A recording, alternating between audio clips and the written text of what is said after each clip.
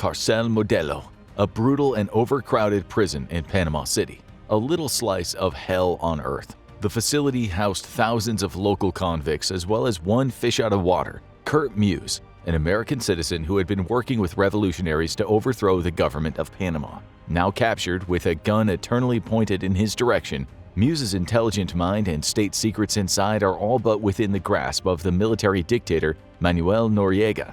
Muse's fate lies in the hands of an extraction team composed of the best in U.S. soldiers, who have all been brought together for this very purpose. This is the explosive start of the 1989 invasion of Panama, Operation Acid Gambit, a crucible of danger and intrigue that's often seen as the forging of the United States Delta Force on the world stage. But what is the Delta Force, and how did this early covert mission come to be remembered as one of the detachment's shining moments? The answers to those questions will provoke all the shock and awe of a big-budget Hollywood action blockbuster. When four-star General Wayne Downing describes an international combat situation as a classic special operations mission, you can bet your bottom dollar that it's bound to be a story for the ages. Before we dive into the details of Operation Acid Gambit itself, we must establish the context of how and why the Delta Force, known in an official capacity as 1st Special Forces Operational Detachment Delta, arose from the ashes of America's past wars.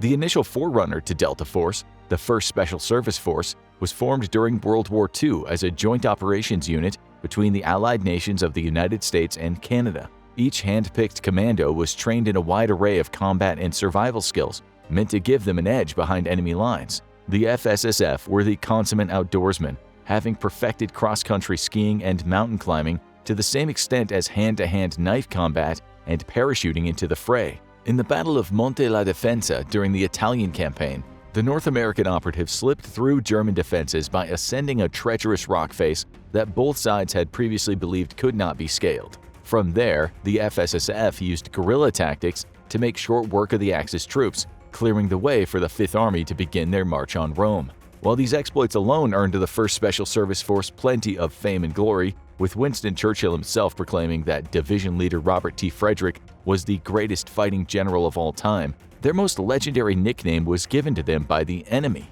The fear-stricken German troops who saw the paint-faced operatives emerge from the darkness with stiletto knives in hand called them Schwarzer Teufel, or Black Devils. The legacy of the Black Devils can be traced all the way to modern Special Forces units in both Canada and the United States. But the unit with the most direct link between the FSSF and the Delta Force appeared in the hellish quagmire of Vietnam. Codenamed Project Delta, this team of operatives engaged in stealth and reconnaissance missions into long-held Viet Cong territories and were led by one Colonel Charlie Alvin Beckwith. Though the implementation of such a unit was a sound strategy, Project Delta was haunted by misfortune in practice. This was par for the course, as the task force formed in response to the disastrous results of the Leaping Lena training program, which saw only 5 men of a 40-man paratrooper squad survive through the first operation. Though the United States was unable to take control of the Vietnam situation, Beckwith believed strongly in what Project Delta could become with the right support. Drawing on the knowledge he attained on exchange service to the British SAS, the colonel proposed that the United States tailor a branch of special forces toward counterterrorism operations. On November 19, 1977, Beckwith was given the reins of the new and improved Delta Force as its first commanding officer.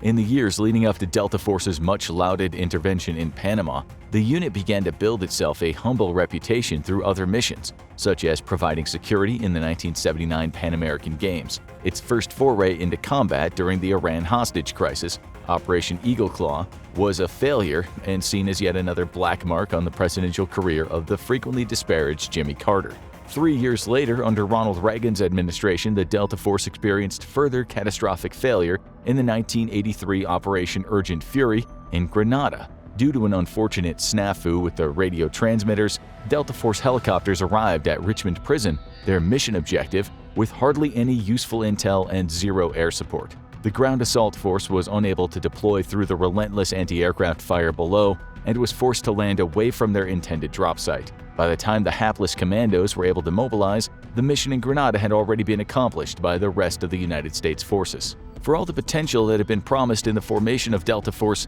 their track record of success was not what anyone would call ideal. As American military ambitions in both the Middle East and the Global South only grew, Delta Force would need to prove themselves capable of pulling out a major win or else settle for being regarded as little more than unworthy of the black devils they descended from, which had struck fear into so many Axis hearts. Their chance to redeem themselves, that is, Operation Acid Gambit, would come to fruition in 1989, the same year that George H.W. Bush was sworn into office. It was executed alongside Operation Just Cause, in tandem effort to bring down Noriega's narco-military dictatorship.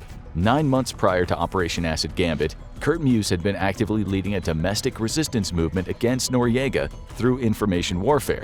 News in the dictatorship was always filtered through state-approved narrative. So in order to counter that, Mews and his ragtag group of rebels brought uncensored reports of events to the masses. These messages of truth and justice were delivered by the Voice of Liberty, a pirate radio station that the government was desperate to shut down. Kurt Mews had been fueling revolutionary fervor across Panama for 2 years before he was arrested by the military police and thrown into Carcel Modelo. The man was placed in solitary confinement out of concern that he might be able to gain more kindred spirits while doing his time. He was brought a small amount of food once per day, and this would be his only interaction with another human for the duration of his sentence. That maddening stretch of time would have broken the sanity of most people, but Kurt Mews was determined to keep himself sharp for the day he was able to see the outside again. To quote Mews himself, "In my mind, I took trips to the Appalachian Trail. I imagined mountains, streams, animals, birds, trees, leaves, even moss. That's how I stayed sane." Had history not unfolded the way it did, Kurt Mews might have spent the rest of his days on that imaginary Appalachian Trail. His entire life and rallying spirit would have become completely forgotten, even by Mews himself, as he rotted away in the cell of a foreign jail. Inside of Carcel Modelo, he might have well have been one more dissident imprisoned for his anti-Noriega beliefs, until the rising tensions between his home country and Panama led to the revolutionary leader playing a different role in the coming war. After more than half a year in prison, Kurt Mews suddenly found himself accused of being a member of the CIA. His background as a veteran of the United States Army certainly didn't help his case, and once his importance was acknowledged by both governments, Noriega declared that Kurt Mews would be used as a hostage in order to deter aggression from America. An armed and deadly gunman from the Panama Defense Forces was placed at the door of Mews's cell, primed and ready to put a fatal bullet in the American if his nation dared to strike against Noriega.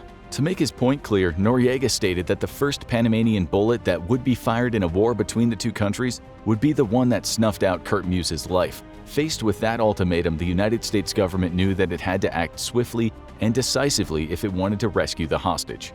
Delta Force drilled intensively to prepare for the operation, carrying out dress rehearsals in a fully constructed mock-up of Carcel Modelo. Part of the delicate nature of this mission was how to dispatch the would-be assassin of Kurt Mews, who wouldn't hesitate to shoot his target if the PDF caught wind of anything amiss. If it were any more perfectly constructed for maximum danger and tension, it'd be a level in the latest Call of Duty game.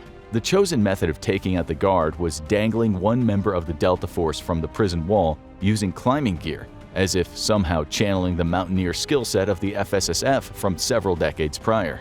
The arrival and extraction of the commandos and hopefully Mews would be carried out by a team of MH-6 Little Birds, a model of helicopter which had never been used in a rescue mission before. Since these aircraft would be landing directly on the rooftop of the prison, detection by Panamanian forces would be an inevitable complication of the mission.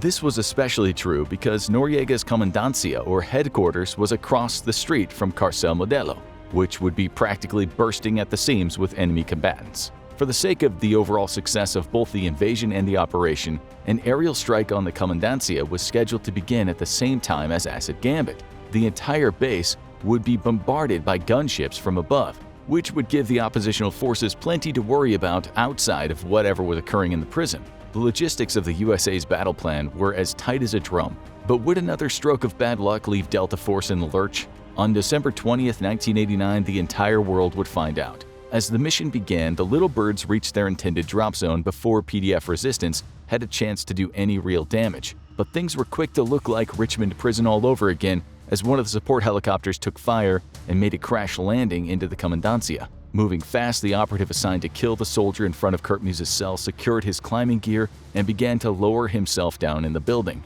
But this did not go as planned. All enemy guns in the prison courtyard were turned on the once again reeling Delta Force, who returned fire from the rooftops. Across the road, the surviving crew of the crashed bird raced to escape from Noriega's headquarters as their own country's air raid loomed closer. Taking the concept of moving behind enemy lines to the extreme, the lost commandos made a break for the 12-foot walls of the enemy headquarters and managed to force a PDF combatant to surrender and lead them to safety. Meanwhile, in Carcel Modelo, Kurt Muse was still inside of his cell, and his thoughts were likely quite far away from the tranquility of Appalachia. But fortune was on the American expatriate's side that day, as the man who was ordered to kill him panicked and took cover in an adjacent room rather than carrying out the deed, an act of cowardice that was likely the only reason Kurt Muse survived this chaotic incident. This opportune moment of human error in Noriega's chain of command bought the members of the Delta Force infiltration team enough time to enter the building and reach Muse's cell guards. They used explosives to take the door off its hinges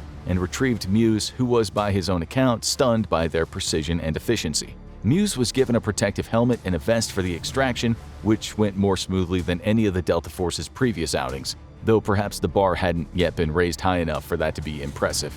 As if they were the Black Devils themselves, Delta Force cut down the guards standing in their path with machete-like cohesion.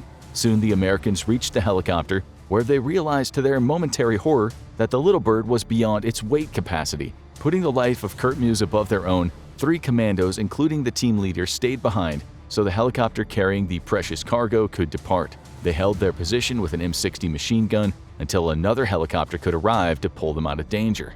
The invasion raged on throughout Panama City as the MH-6 Little Bird carrying Kurt Muse and the remaining Delta Force operatives made its way back to Howard Air Force Base. It seemed as though the safety of the hostage was all but assured, but from the hellfire of war below came the grim reminder of how suddenly an operation could go wrong. The rocket of an RPG struck the helicopter, causing enough damage that it was rendered unable to fly. This was without a doubt the stuff of Charlie Beckwith's worst nightmares. And in that fleeting moment of terror, it seemed as though the mission would go down in flames like so many similar missions in Vietnam. But the Little Bird's pilot did not go gentle into that good night, and instead steered the falling helicopter into the vicinity of the United States Embassy in Panama. As the doomed craft skidded into the harsh landing, there were injuries all around, but the finish line was in sight. Delta Force and Kurt Muse picked themselves back up from the wreckage and held out behind a barricade until a column of armored carriers swept in to deliver them from the small arms fire of the surrounding PDF forces. Once inside the high-grade military vehicles, all that was left was to ride a short distance to the embassy and effectively cross the border onto soil that was legally American. The rescue was completed without any further disruptions, ringing in the progressing invasion with a cause for skyrocketing morale. Against all odds and through many unforeseen complications, Operation Acid Gambit had been a resounding success. Kurt Muse returned home to his family and went on to author the book 6 Minutes to Freedom, detailing his and the soldiers' recollection of events. Not a single operative on the mission died during its events, and all of them were able to continue their careers in the military. Delta Force had accomplished their mission, and in doing so, was able to claim the rightfully earned valor that it had been striving for since the unit had been formed. Since then, the Delta Force has seen continued action on a worldwide scale, most prominently on the numerous contested fronts of the Middle East. In Operation Desert Storm, members of the Delta Force worked alongside the British SAS in a combined effort that likely made Commanding Officer Beckwith proud to have pioneered the idea years ago.